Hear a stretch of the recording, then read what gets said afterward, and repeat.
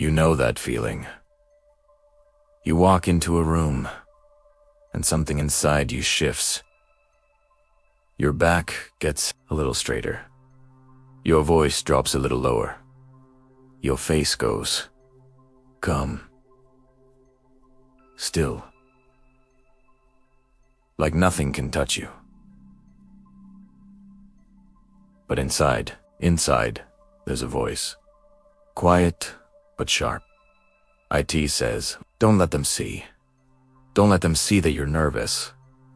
Don't let them see that you're not sure. Don't let them see that some days you wake up and you don't know who you are or where you're going. So you wear the mask. And here is the thing nobody tells you. Almost every man in that room is wearing one too. This is not a script about hating fake people. This is a script about understanding why humans, good humans, smart humans, you put on a show. And more importantly, what it costs you when you do. Because the mask has a price. Machiavelli knew this. Most people read Machiavelli and think he was teaching men how to be cold, how to be ruthless, how to win at any cost. But that's not what he was really saying. What Machiavelli was really saying is this: the world will show you what people are if you are honest enough to look. He wrote that men deceive themselves more than others ever could, that the greatest danger is not the enemy in front of you. It is the story you tell yourself about who you are. In other words, fake confidence doesn't start with other people. IT starts with you lying to yourself. Let's go deeper, Carl. Jung, one of the greatest minds who ever studied the human soul, had a word for the mask. He called it the persona. The persona is the face you show the world, the role you play, the version of you that you built so people would accept you, respect you, maybe even fear you a little. And Jung said something that should stop you cold. He said most men spend their whole lives polishing the persona, making it stronger, making it shinier, while the real self, what he called the shadow, sits in the dark, unlooked at, unfed, getting louder. The shadow is not evil. That's a misunderstanding. The shadow is just a part of you that you decided was too much, too weak, too scared, too needy, too real. So you pushed it down. You covered IT with jokes, with muscles, with money, with silence, with anger, with control. And you called that confidence. But Jung would look you in the eye and say, that is not confidence, that is armor. And armor is heavy. And armor keeps things out. But armor also keeps you in. Here is what fake confidence actually looks like. And pay attention, because it is everywhere. Fake confidence talks too much. IT fills silence, because silence feels dangerous. Fake confidence never says, I don't know, because not knowing feels like losing. Fake confidence needs to win every argument, not to find truth, but to feel safe. Fake confidence looks at a man who is calm, who is quiet, who admits he was wrong and calls him weak. But that calm man, the one who doesn't need to perform, that is the most dangerous man in the room. Because he has nothing to prove. Schopenhauer, the philosopher who understood human desire better than almost anyone, said that most of what men call will is actually just one dressed up in a suit. You don't want confidence. You want the feeling that confidence gives you safety, respect, love, power. And so you fake the confidence, hoping to get the feeling. But the feeling never fully comes. Because somewhere inside you, you know it's a costume. And costumes come off. So what is real confidence? Not yet. We're not there yet.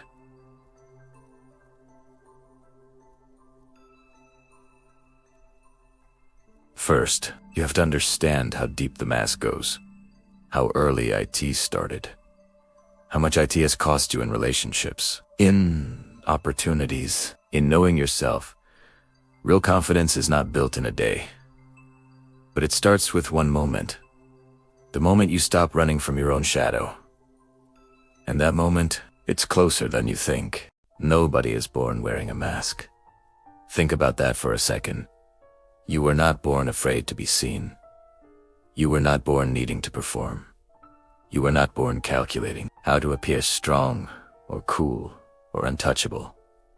You were born crying in a room full of strangers, completely open, completely exposed, and that was fine.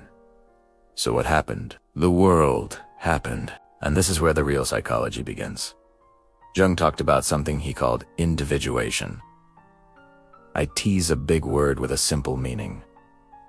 IT means becoming who you actually are, not who your parents needed you to be, not who your school rewarded, not who your friends made fun of you for not being, not the role that society handed you because of how you look or where you were born, who you actually are.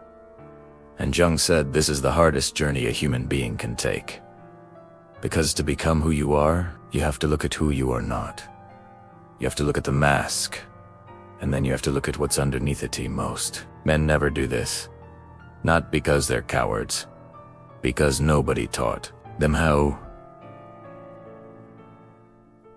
Here is how the mask forms. Follow this carefully. When you were young, very young, you learned something. You learned that certain parts of you were welcome, and certain parts were not. Maybe you cried and someone told you to stop. Maybe you were excited and someone told you to calm down. Maybe you were scared and someone told you to man up. Maybe you needed help and the help didn't come. So you made a decision, not a conscious decision, a survival decision. You decided to hide the parts that were not welcome. You buried your sensitivity, your ambition, or your fear, or your anger, or your need to be loved. And you've built a version of yourself that could get through the day without getting hurt. That is the persona. That is the mask. And at the time, IT was smart. IT was necessary. IT kept you safe. The problem is, you are not a child anymore. But you are still wearing a child's armor. Nietzsche understood this. He said, the individual has always had the struggle to keep from being overwhelmed by the tribe. The tribe, your family, your friends, your culture, the men around you. They all had rules, spoken and unspoken, about what a man should be, how a man should act, what a man should feel. And if you broke those rules, you felt it. In the looks, in the silences, in the words. People chose. So you adapted. You conformed. You performed.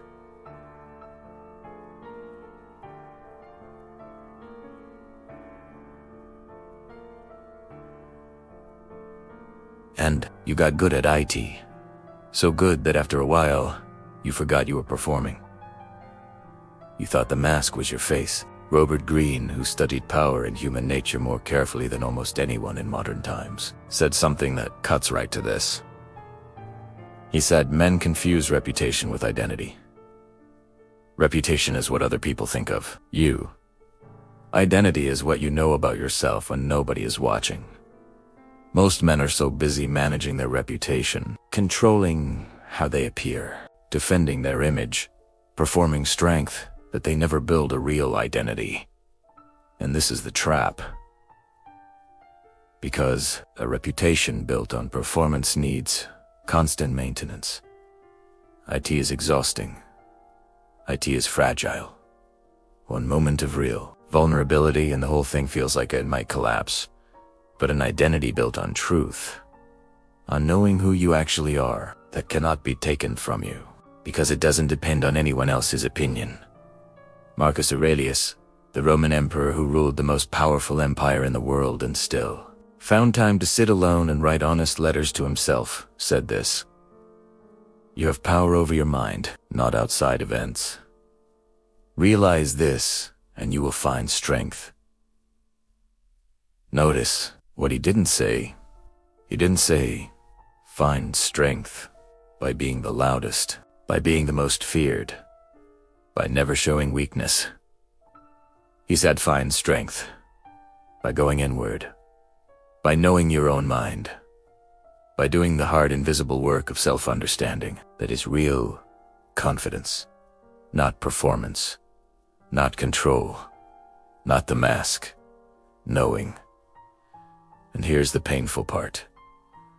The part that most scripts skip over because IT's uncomfortable. Fake confidence doesn't just hurt you. It hurts the people around you. When you wear the mask in a relationship, the person who loves you is not loving you. They're loving the performance. And somewhere inside you, you know that. And that creates a loneliness that is almost impossible to describe. You are surrounded by people and completely alone because you let them love the costume. But you kept the real self locked away. Safe, hidden, starving. Jung called this the unlived life. The life you could have had if you had been brave enough to be real. IT is not too late. But first, you have to understand what real confidence actually looks like, and how to build IT. It is coming. So now you know. The mask is real. The cost is real. The loneliness it creates is real. But knowing is not enough. Knowledge without a path is just pain with better vocabulary. So let's talk about the path.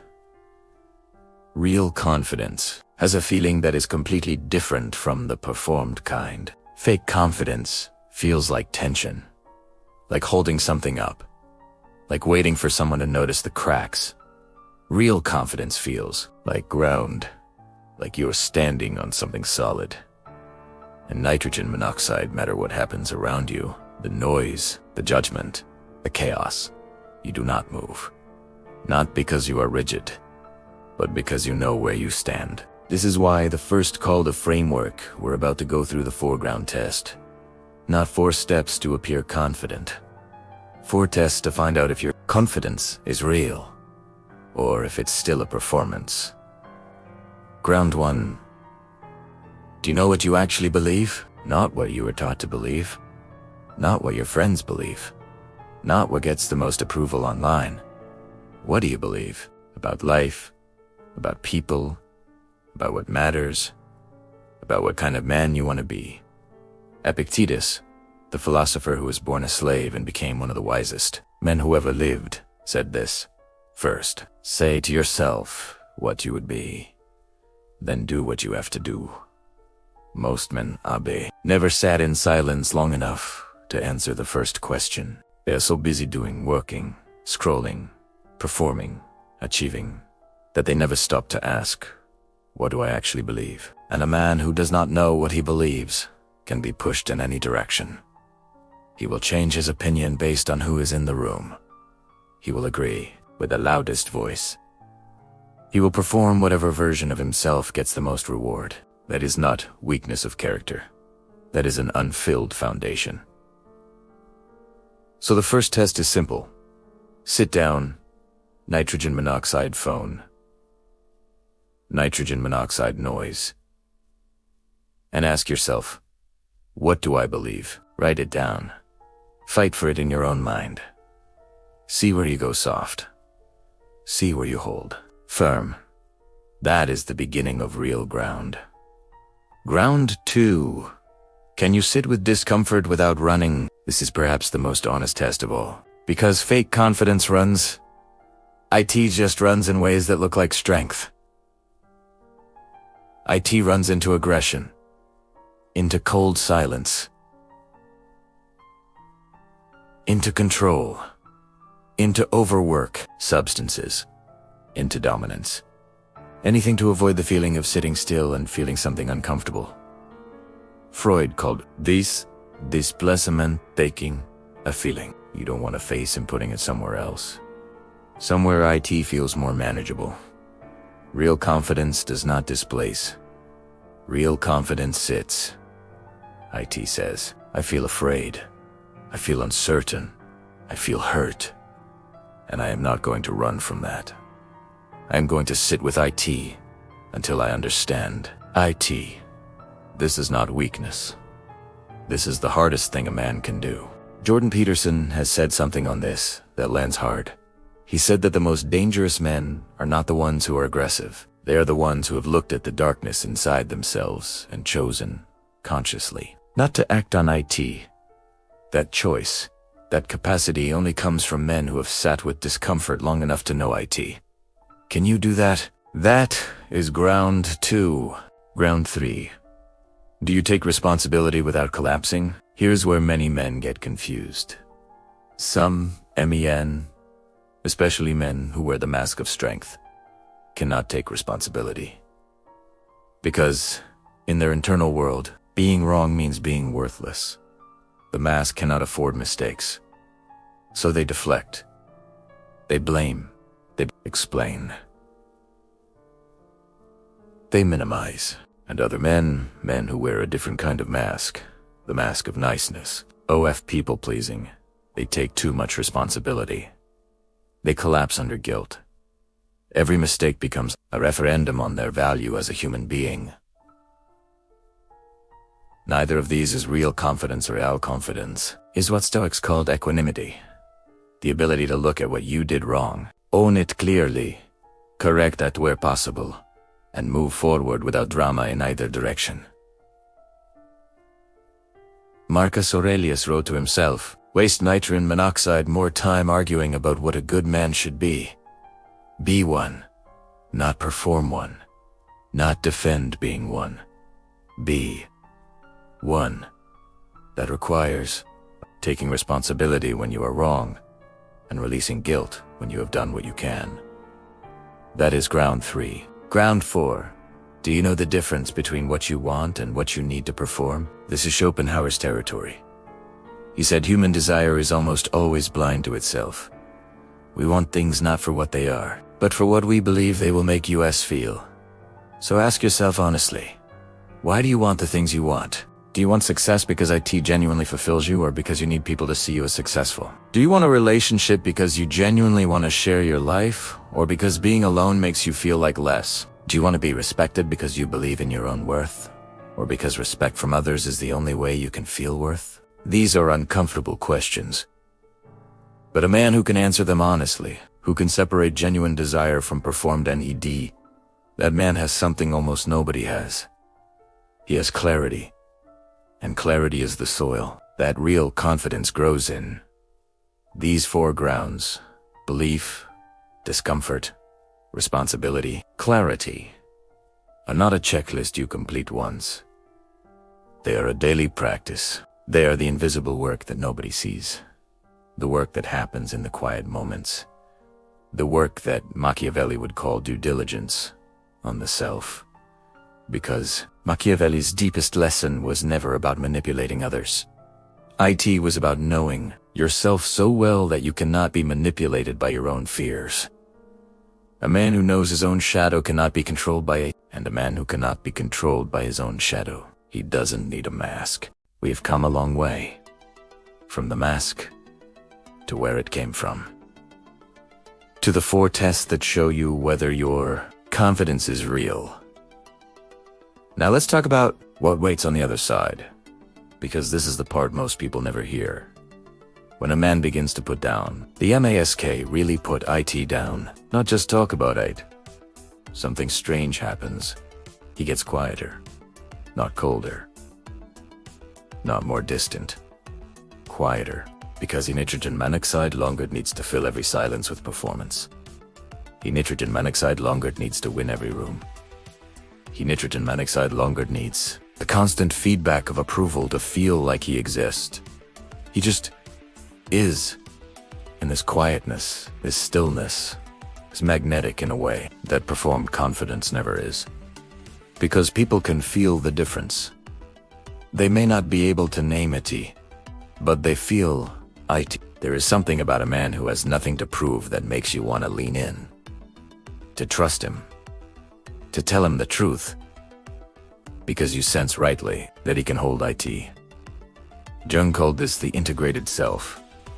The man who has looked at his shadow and not run from it. The man who has taken the parts of himself he buried, the sensitivity, the fear, the need, the anger, and brought them into the light. not to be ruled by them, but to know them, to carry them consciously. This man is not perfect. He still feels fear. He still has doubts. He still gets it wrong sometimes. But the difference is this: he knows IT. He owns IT. And IT doesn't own him. Plato described something he called the philosopher king, the ideal leader. And the quality that made this man fit to lead was not strength in the conventional sense. IT was self knowledge. The man who knows himself, truly knows himself, is not threatened by other people's success. He is not destabilized by criticism. He is not inflated by praise. He has an inner compass that does not spin when the crowd changes direction. That compass is what we have been building toward this entire conversation. Now let's talk about something real, something practical. Because philosophy without practice is just expensive decoration. Here is what it actually looks like to move from fake confidence to real confidence in your daily life, in your relationships, in the way you carry yourself. It looks like pausing before you speak, not because you are weak, because you are thinking. A man who reacts instantly to every provocation is a man being controlled by his reactions. A man who pauses, who chooses his response, is a man in possession of himself. Epictetus said it plainly: we cannot choose our external circumstances, but we can always choose how we respond to them. That pause, that space between stimulus and response, that is where real confidence lies. IT looks like admitting what you don't know. This one is hard for men who have been taught that uncertainty is weakness. But think about it differently. A man who pretends to know things he doesn't is always one question away from exposure. His confidence is a bubble that has to be constantly protected. A man who says, "I don't know, but I'll find out," has nothing to protect. His confidence is not in his knowledge. IT is in his ability to seek, to learn, to grow. That is unshakable. IT looks like being willing to be seen, not performing vulnerability, not manufacturing emotional moments for effect. JUST. Bang wheeling when the moment is right, with people who have earned IT to be real. To say, "I am struggling with this." To say, "I was wrong about that." To say, "I care about this more than I've been letting on." Jung said the persona collapses inward when it is never matched by genuine expression. The pressure builds, and eventually IT comes out in ways you cannot control: rage, depression, numbness, disconnection. The release valve is realness. Not with everyone, not all the time, but with someone. In some moments, that is enough. And finally, let's bring Machiavelli home. Because this is his lesson. Underneath all the politics and all the strategy, Machiavelli watched men in power. He watched what made them rise and what made them fall.